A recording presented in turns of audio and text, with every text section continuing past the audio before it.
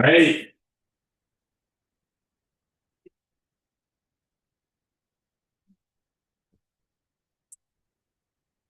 hey, お願いします。お願いします。Stand up. Hey, up and down.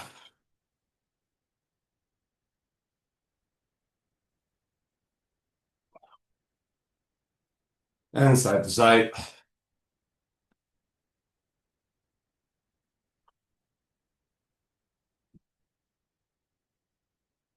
Hey, ear to shoulders.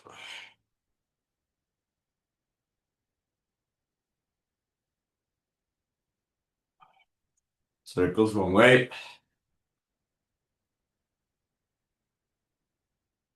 Circles the other way.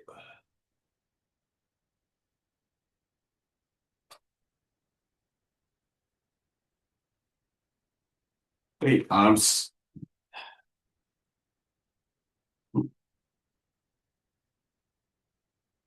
And back.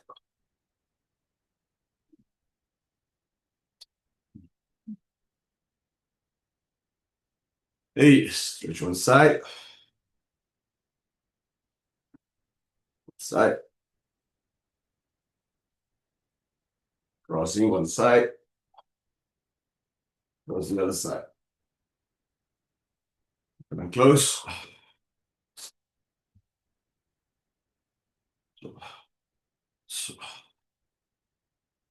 Hey, Isoraki.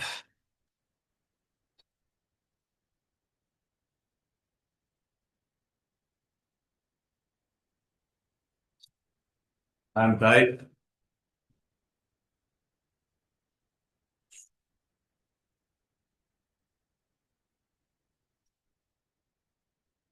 Yoho.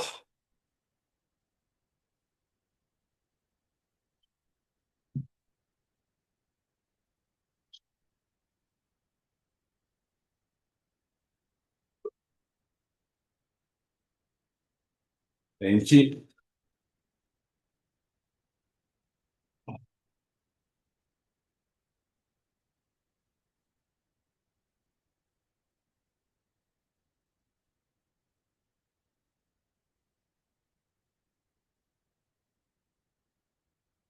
Yoko.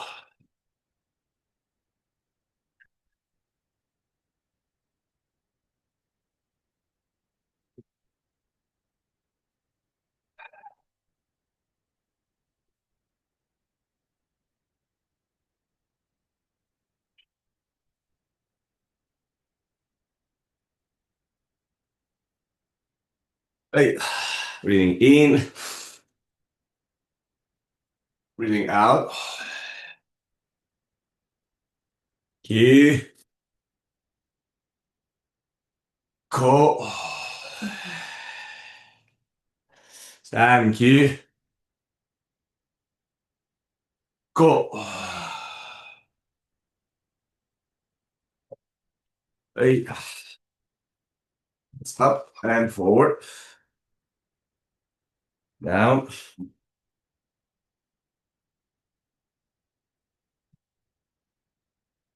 Lead. Your knees front and back.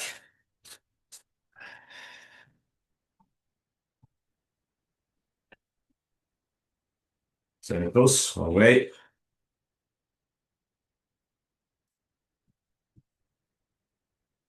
Oh, circles the other way.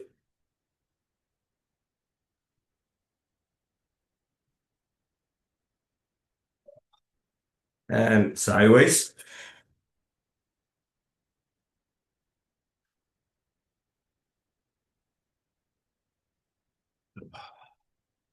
Round.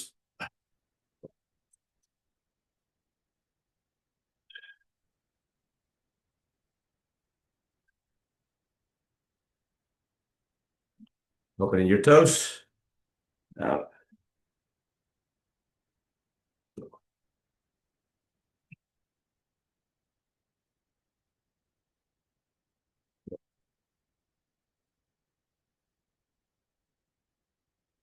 Out. Breathing in. Breathing out. In. Out. In, out. Hey, hey, hips.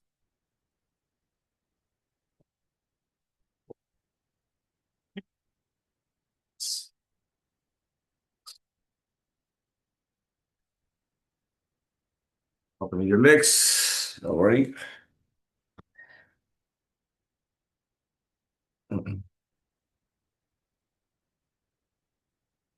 Hey, pivot to one side.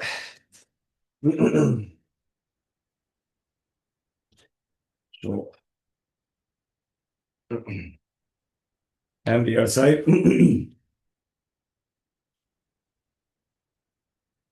Oh. Hey, hips up, hips down, hips up,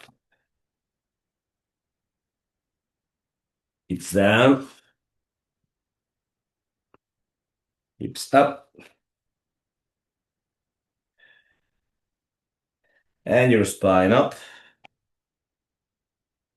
shoulders, head, circles.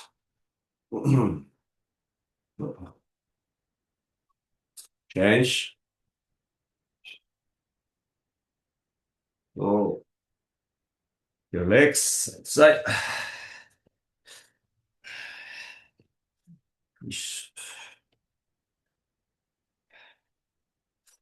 Lowering one side.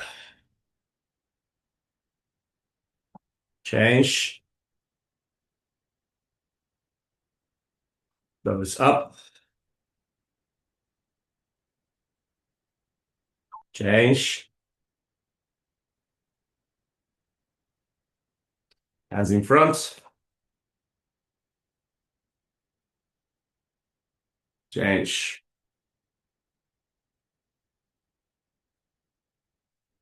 Hey, right side. Open your legs. Elbows down.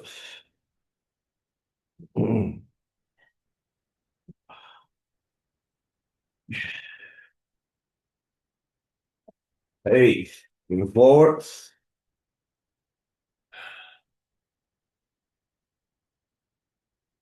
Back stretch.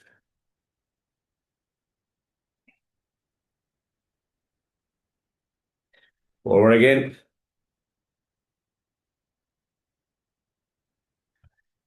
Back.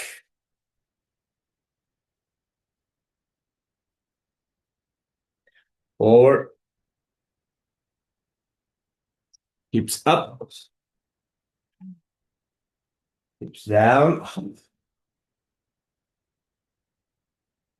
Hips up. Hips down. Hips up. Hips down. And hips back.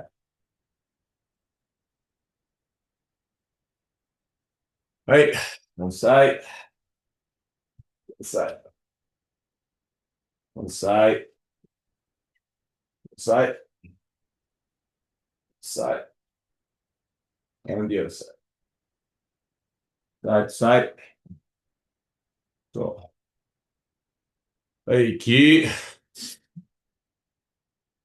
Ko. Ki. Ko. And ki. Ko. 体を、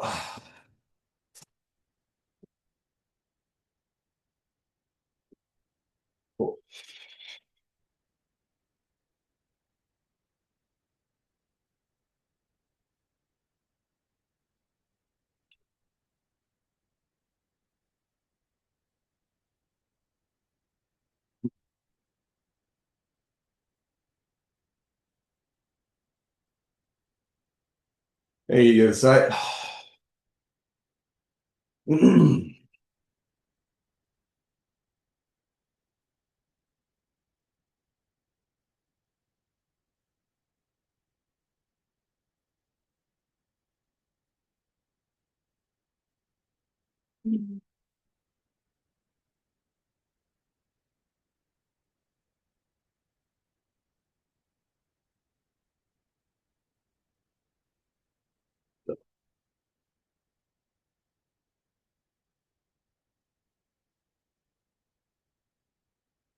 Hey, inside.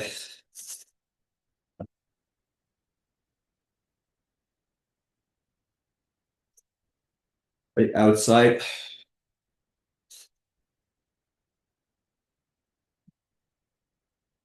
Oh.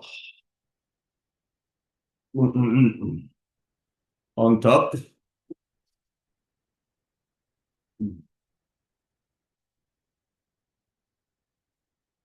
Go. Hey, you go, go, go. Hey, hey, Nikyo. Kote mawaru. Nikyo. Remember to keep your elbow down, opposite, second elbow up, and bring your hands in and down. So in and down. 1, 2, 3, 4, 5. The other side.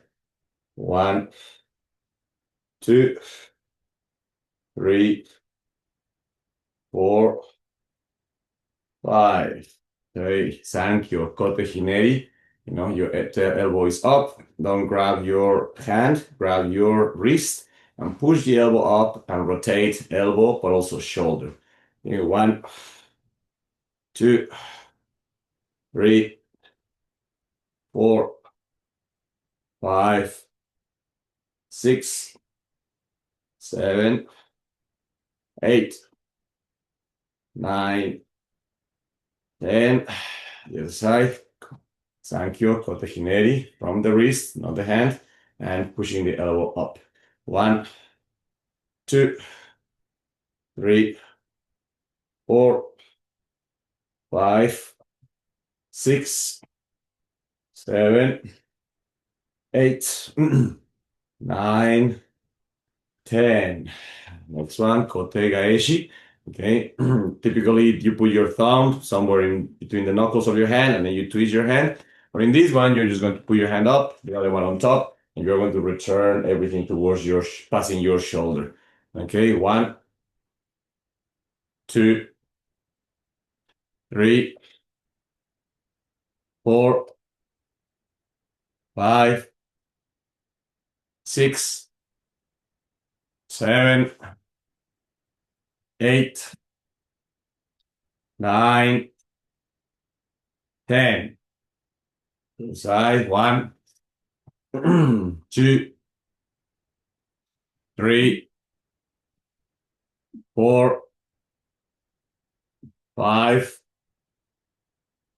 6, 7, 8, 9, 10.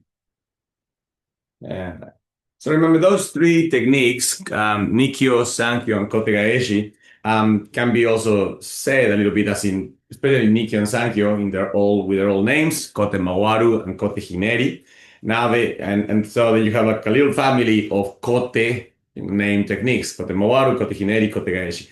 So now, in this case, Kote can be understood in a couple of ways. Kote, it could be as a separated concept, like ko, small, and te, hand. So, for example, kote gaeshi is a small return of the hand, or kote mawaru, a small turning of the hand, or kote hineri, a small rotation or twisting of the hand. Right. So, ko small and te hands. You know, so that's the kote in all of those. Uh, Another way of understanding it, which is not necessarily literal, but is maybe sometimes helpful, is that also kote can refer to the forearm.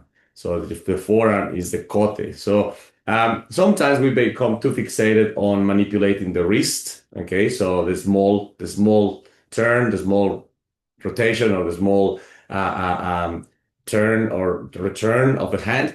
And then we lose a lot of connection because of that. So sometimes it's helpful to visualize that what's happening is happening not at the level of the hand or at the level of the wrist, but at the level of the forearm. Okay. So for example, if you do kote mawaru once again, it's not only the hand, but it's the entire forearm what is turning. And that's why that elbow is going to be pushed up because the whole forearm is turning, not only the hand. So if only the hand turns, the hand goes up, but the elbow goes down, kind of thing, right? But if the entire forearm is turning, then that produces the elbow going up. In kote hineri, okay, if the entire forearm, that's why, especially the way Moreno Sensei does it, which he doesn't grabs the hand, but he grabs directly the wrist, then what he is affecting is directly the forearm, not only the hand. If we only grab the hand, then we just turn the wrist. But if we grab the wrist in general, then we rotate the entire forearm. And the same thing with kote gaeshi. Okay, if we put the more common way, which is with the thumb and the hands, and then we just focus on the hand, then we're just rotating, the wrist. But if you, as you know, one of us say, grabs the wrist with one hand, and the other hand just comes hand on top, and then everything returns. Then what returns is the entire forearm. Okay, so not only the wrist. So there is a literal translation of kote, small something of the hand, small hand, kote, but there is also a kind of a physical idea, which is if you focus on all of those techniques affecting not only the hand, not only the wrist, but the entire forearm, and by extension the elbow and hopefully the shoulder, then that becomes a little bit more of a complete technique, or a technique that attacks not only the small parts of the hand but also bigger parts of the body. Okay. So standing up. So now what we've been doing a lot this week has been practicing a lot on ski techniques, and we return back to our basic oi ski. Okay, so I remember a few weeks ago we discussed how in martial arts in general, there's ski is a family of thrusts or a family of strikes. There are many types of the ski. So it's just that in Aikido, when we talk about ski, we usually just speak about the one where the hand and the foot follow each other. But a few weeks ago, even on the linear ones, we were talking about how you can have just the reverse ski, which is where the hand doesn't step, or the front ski, the sumi ski, which is more like a jab. So we can have one the front hand and one the second hand, or you can have one the hand with the hand on the foot.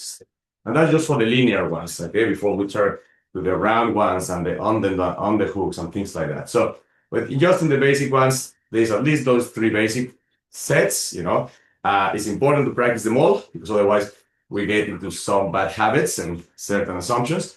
But we go back to basic Aikido practice where oiski is taking place. Then it's same foot, same hand.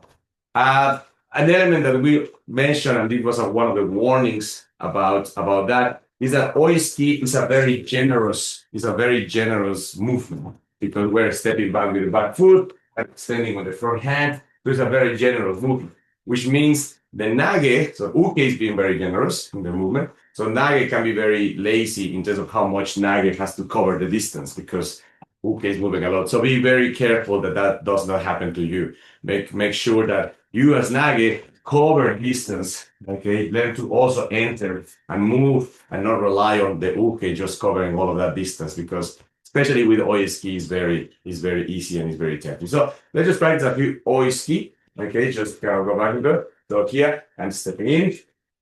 Oiski 1, 2, 3. What? Ski 1, 2, 3. 1, 2, 3. Remember, one of the things that we did mention when we were practicing the skis a few weeks ago was that there is a double action. One hand pushes, the other hand pulls. So there is an action where, it's not only the motion forward of this hand, but it's also the moving back of the other hand, okay? So when you practice these skis, please remember, it's as much this moving hand moving forward as much as this hand pulling back into the action, okay? So please, a bit of harmony between the striking hand and the pulling hand, okay? 1, 2, 3, pivot, 1, 2, 3, pivot, 1, 2, 3, pivot, 1, 2, 3, pivots. Okay, so now the basic way that we were practicing the oiskis was by first of all remembering that the two hands that we have as nages, we have the front hand and the back hand. So at the moment with the front hand, okay, we're just simply going to parry, okay, the ski from the front hand, okay, the other hand, and simply parry, change, and parry, change, parry, change, parry, change, parry, change, front hand, parries, change, front hand, parries, change. Okay, so now that's assuming that's visualizing a ski towards the stomach and onaka ski. Okay, so that was the front hand parry. So now the back hand is going to sweep. Okay, so now we're going to practice with the back hand, still onaka ski. So now we're going to sweep. Okay, so back hand sweeping. One, change the side, back hand sweep. Good. Change. 3, change. 4, change. 5, change. 6, change. 7, 8, change. 9, yeah. 10. So with the sweeping action, especially the one below, remember, because that same action of sweeping down is going to be used for things like kicks and things like that. It's very important that we get used to never having our hands fully open and fully extended. Okay, so your hand is not fully in the shape of a fist, but it's protecting its fingers. It's closed, more closed, not fully closed, but it's closed as opposed to fully extended. Okay, so we practice this when we were doing Maegeri a few weeks ago. If the Maegeri comes and you try to block it or parry it that way, and by any chance the Maegeri is coming forward, up, and catches your finger, it's going to be a bad day because you're going to catch that finger. So get used to having your hand not fully in a fist, but in a closer position. Okay. So remember that's one another thing that we mentioned before of a very basic idea. Some schools have a very present, very forward extended hands for hanmi.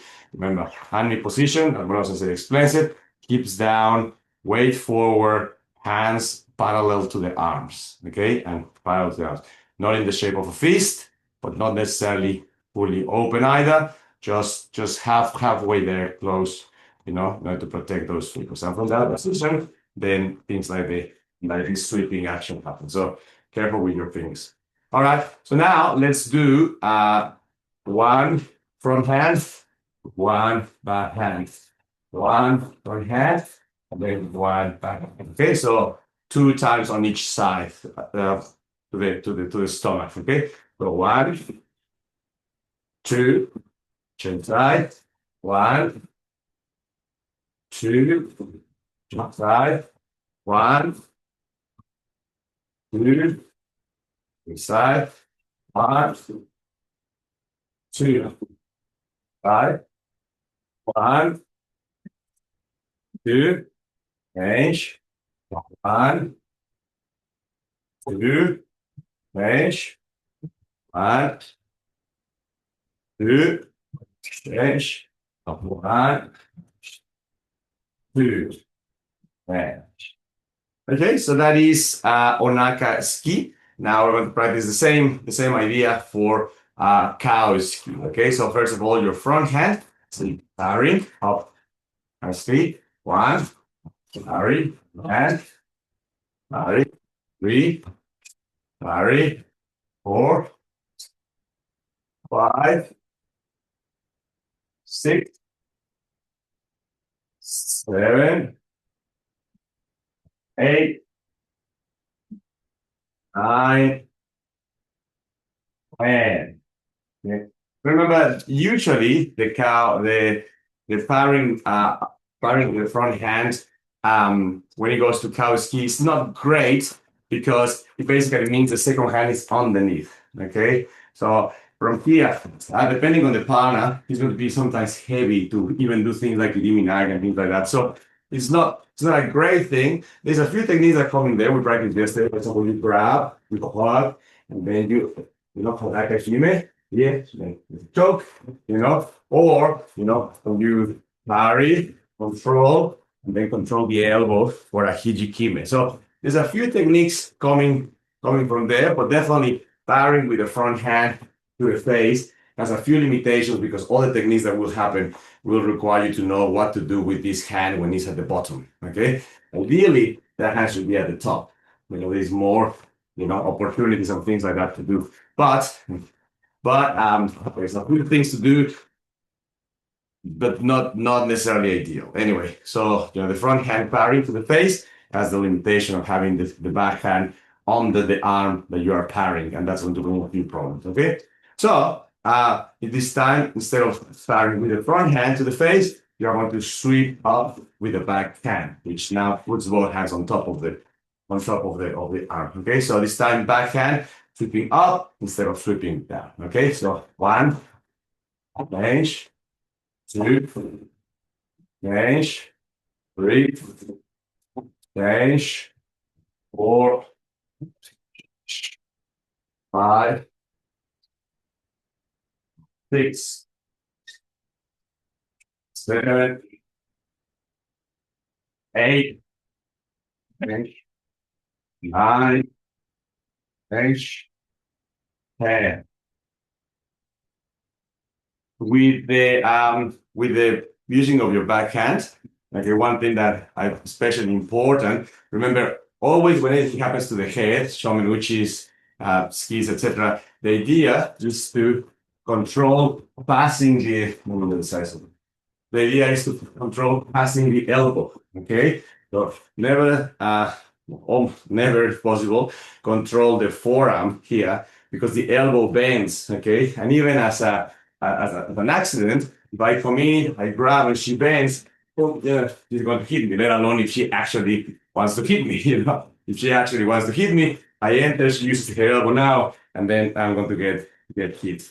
That can happen intentionally or that can happen by an accident. The way that is prevented is by using that hand, always passing, making sure that we pass towards the elbow, on this side of the body. So in that case, then that's protected. But as I say, sometimes it's bad habit that we attack with forearm. Sometimes it's lack of movement because she's covering so much space. I just simply move a line, and then I'm here, but it's still it's poor. It's a very poor position because I'm on the front side of the elbow. So even if she's here and she's past, the deeper I am, the more control I have on spine and elbow, the better the connection is going to be. So if you're parrying with the back hand, make sure that whenever you're parrying with that back hand, you enter into a position where you have good control of that elbow. If you're on the level of the forearm, you are just exposing yourself that by accident, the person bends the elbow and then you're going to get smacked on. Okay? So front hand has the limitation of the hand going underneath the arm. Backhand has the potential problem of controlling the forearm, not controlling the elbow, and presenting. So just keep those two things in mind when you practice cow ski and you use either your front hand or your backhand. Okay. So now this time we're going to do both. Okay, on one side, on one hand, same side, back, change, one hand, backhand.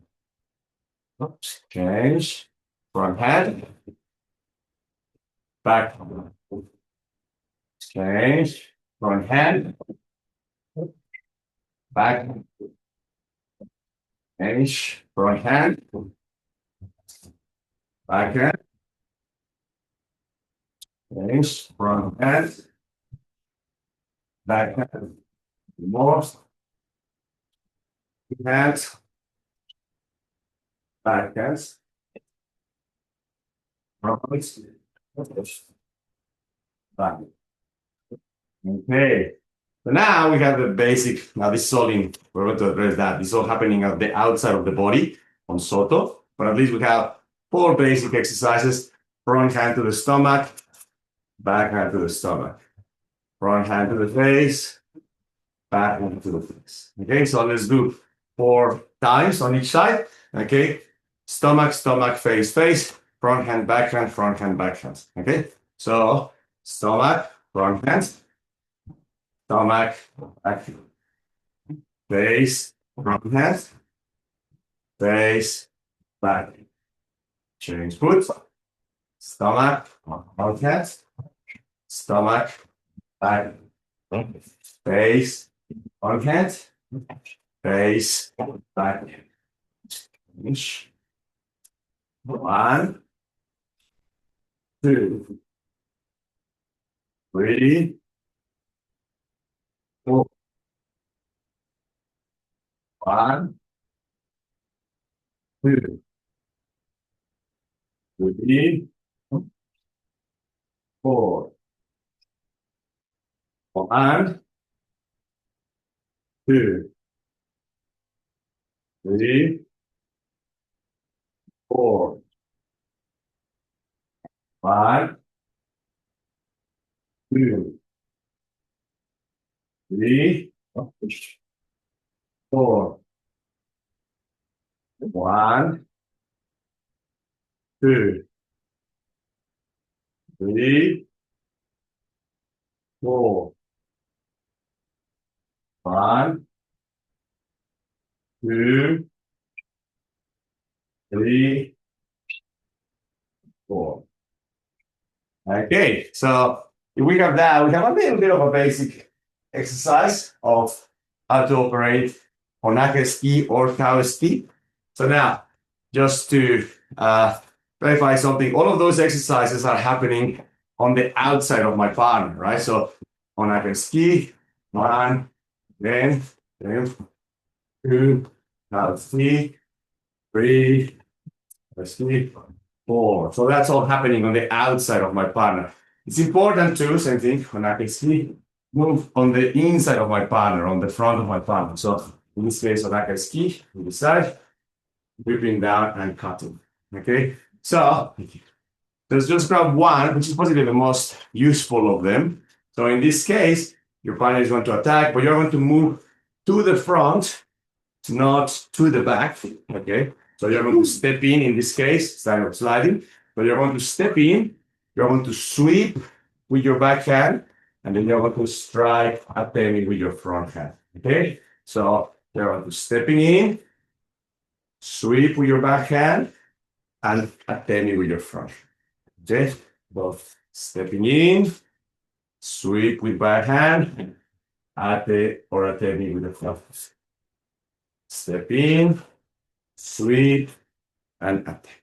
Okay, so let's do those 3 movements really happen almost together, almost immediately. But if you are studying them, it's okay to do 1, 2, 3. Okay, eventually those 3 things will go one, in just one movement. But let's break them down a little bit to study them. Okay, so one side, 1, 2, 3. Change. Other side, 1, 2, 3. Left side, 1, 2, 3. Side, 1, 2, 3. Side, 1, 2, 3. Side, 1, 2, 3. Side, 1, 2, 3. All right, so those 3 movements, and now let's see if we can do them as one movement. Okay, so on that, only 1 in this case. Okay, 1, change, 1, change, 1, change, 1, change, 1, change, 1, change, One, clench. One, clench. One, clench. Okay, so that's a very important idea. Remember, one feature, which can become a problem of Aikido training, is that we tend to use a lot of outside movements to go around the movement, okay, as opposed to going into the movement. Okay? It's not identical. It's somehow related with Omote and Ura, okay, but Soto and Uchi are not identical, but a little bit related, and we tend to do a lot of movements outside of the body. To move into something is much more confrontational, maybe at the beginning, if the timing is not right, and it presents a few more negative sides. For example, that's why in this case, when I'm sweeping, I'm doing that atemi at the same time because I'm in front of my partner. So just simply sweep with me in front of my partner. If I sweep on the other side and I'm behind my partner, the problem is not so big. I mean, the partner still can turn around and do things, but it's not so big. But if I am sweeping and I'm in front of my partner, then I have to do something in order to distract my partner because I'm right in front of her, right? So anyway, because of that, Aikido sometimes tends to do a lot of movements outside of the body, and we fail a lot to moving inside of the body. And this is that, and so something that is interesting is even the perception of children. When you're teaching, for example, something as basic as Shomenuchi Ikkyo to children, children will pick up Shomenuchi Ikkyo Ura really quickly. They will understand and they will naturally move into it. And it will take them a long time to be able to do Shomenuchi Ikkyo Omote, right? Because the Omote requires an idea that is more challenging than the idea of Ura. The idea of Ura is more or less simple to understand. It's like redirect, go with the flow, whatever, feeling. But the idea of the Omote, which is enter at a good time and control in a direct straight line, is a more challenging concept. So that happens to children, and then for us adult that moves on.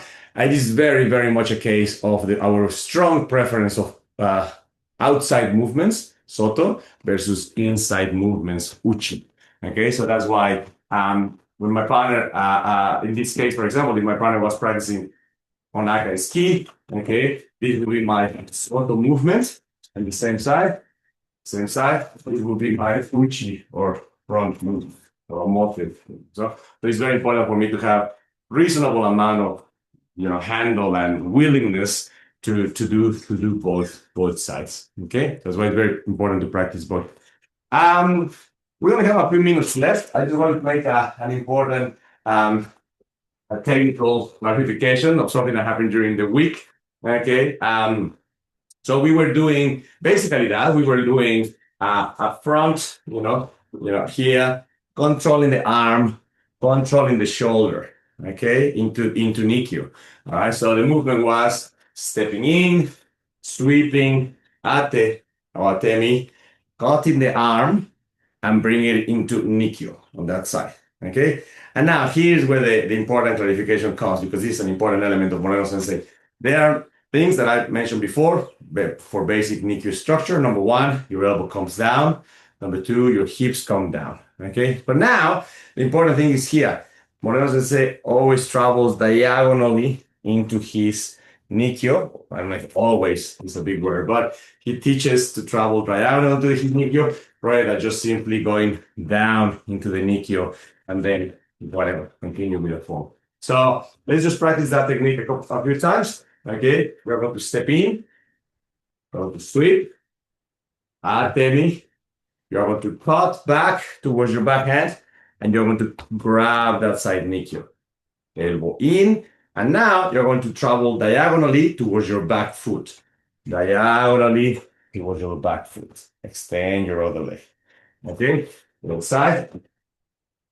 Stepping in, cutting down, atemi, cutting down with the atemi work, and on the back leg, control, and now travel diagonally all the way to your lower back foot. and extending the other side. Okay. Again, stepping, cutting, atemi, cuts down, grabbing to the shoulder, okay, and pivots diagonally all the way to the other side, all the way. Okay, very important to end up. You are on this corner of the rectangle, and you're going to basically want to travel diagonally to this corner of the. Okay, so one more time. Step, cut, atemi, cutting the arm of the atemi, grabbing into the shoulder. Okay, and now traveling diagonally all the way down to the other foot. Couple more. Stepping, cutting, atemi. After the atemi, cutting the arm, placing it into Nikyo here, and traveling diagonally towards the other side. One more. Step, sweep, and atemi. Cutting the arm, placing the Nikyo, and now traveling diagonally towards the other side. Chevron, Sensei calls it. And the mistake was that I did a technique. I did this basic technique, and I just basically here I just lower, and then from there we changed into something else. So Sensei was very proud on reminding me that the technique is diagonal. The technique is not just that. Okay, so please keep that in mind when you practice your nikyos all the time. The diagonal direction of the cut. Okay. Let's finish up. So,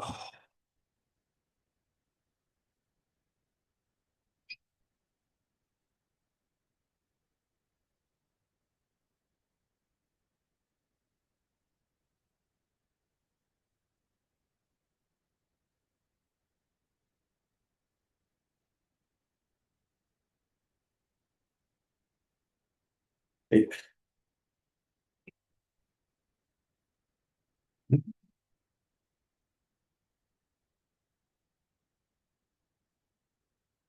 Hey.